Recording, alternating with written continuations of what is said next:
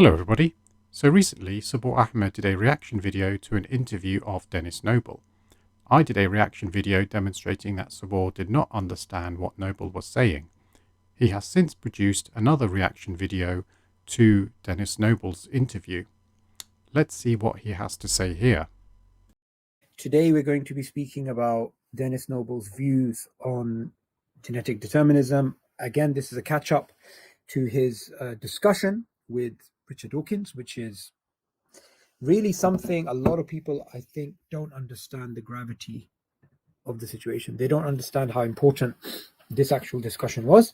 They don't understand the long-term implications of this discussion from a sociological perspective, how it's going to affect society over a long period of time, and from an academic perspective, this was a watershed moment. This was a milestone. This was a landmark. This was a point of inflection. It's none of those things actually. He is hyping this up to be much more than it is viewed by the wider scientific community. He thinks Dennis Noble's discussion with Richard Dawkins is up there with the splitting of the atom or the moon landings. We shall see the reasoning behind his motivations later. My genes haven't changed between being selfish one day and being altruistic the next day. Okay, that's a really good example. The genetic material within your body is the same when you exhibit a behavior which is the polar opposite of what you exhibited earlier, but you still have the same genetic material. So genetic determinism is the idea that genes are destiny, that the genetic makeup that you have, when it interacts with the environment, it leads to behavior. So this is his first error. He has tried to highlight the inconsistency between the notion that human behavior is directly controlled by an individual's genes by stating that when we behave differently, we still have the same genes. He then gives an erroneous definition of genetic determinism, also known as biological determinism, when he describes the genetic makeup interacting with the environment, whereas the general definition of biological determinism is a belief that human behavior is directly controlled by an individual's genes at the expense of the environment.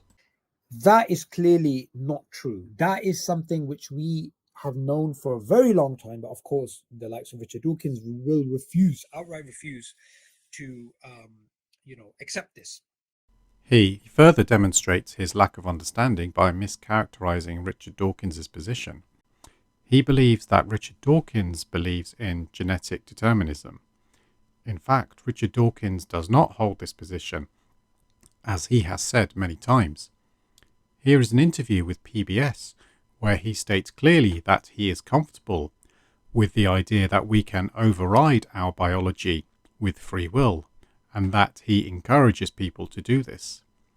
He states further on that the genetic programming of our lives is not fully deterministic. Subboor is again completely wrong here. I will link this interview in the description. I've been referring to David Stove quite a bit. I'm sure you guys know that. David Stove was a philosopher of science, atheist, big critic of Darwinism. He wrote a book called Darwinian Fairy Tales. This is a book that Subboor has referenced a lot. It is written by a philosopher, and biologists say that much of what he says is completely wrong. It is no wonder Subboor gets his misunderstanding of evolution if he gets his knowledge from such sources. David Stove would be so happy that a credible, eminent biologist, and remember, physiologists are biologists, despite what these new atheists are going to try and say. Nobody ever said physiologists weren't biologists. Do you just make things up as you go along? His perspective is that Dawkins is reviving the old Cartesian dualistic narrative by having the replicator, which is the selfish genes, and the vehicle, the body. And he wants to challenge that, but at the same time, he doesn't want to believe in determinism. He wants there to be a level of indeterminacy. So that's the subtle sort of point that he's going to make now. And it's very interesting some of the thoughts that he has on this. The organism is the source of the interpretation. This does not contradict what Richard Dawkins is saying. Now, the big question there is, how do you explain that without recreating a duality? The big question is, how can you get creativity without having to have something up there that injects it into you? Because the organism has that ability already. The reason is simply because it can use the chance events that occur in its molecular mechanisms. There's where the creativity comes from. But what he's basically referring to is, how do you get creativity, right? How do you get that? How do you get the Ghazalis? How do you get the Einsteins? How do you get these guys? So it can't simply be genetic determinism. There has to be a level of some stochastic mechanism which is leaving to that, which is allowing that indeterminacy, which is allowing that freedom. And here, obviously, he's referring to the genome. So we can all agree that our behaviour is not fully determined by our genetics, and that there is an element of nature versus nurture and some degree of free will allowing us to choose our behaviour to some degree. If this were not the case, then we could never adapt our behaviour after any learning. Essentially, what Noble is trying to explain the selfish gene perspective, gene determinism, is wrong. And here he has demonstrated again his misunderstanding. The selfish gene concept, as Dawkins explains in this interview, only means that the genes are selfish. It does not mean that individual organisms are selfish, and as Richard Dawkins explains, the selfish gene concept does not mean that behaviour is fully deterministic. What the questioner is asking now is a brilliant question, which is, doesn't the environment dictate it? If it's the genetic makeup, and if the environment is allowing switches to go on and off, if the environment is doing that, then in a way, aren't we back to square one? Aren't we genetically determined? But this time the environment is playing that role. So watch his answer. Or more likely, it's a combination rather than one or the other. Acting upon us. Yes, but now let's have a look at that, because you see, that's stochastic as well. I agree with you. Yes, you could say that the environment is itself determining what we do. Now, I think that's partly true. So in that sense, it must be the case that the environment is a big influence, just as genes are. You see, I don't deny that genes are influential. Okay, nobody is saying genes are not influential. And you heard it there from Dennis Noble. Sometimes what happens is, Noble's coming up with his ideas, right? He's coming up with his ideas saying we shouldn't make the primary level of analysis the gene. We shouldn't make the gene-centered perspective the main perspective, because we should get rid of this reductive understanding. We should start focusing on holism.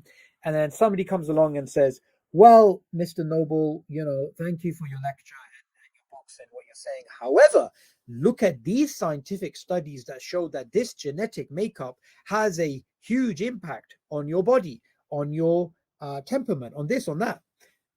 Well, he's not denying that. No one's denying that. The point is, he's saying genes play a role, environment plays a role, the organism plays a role.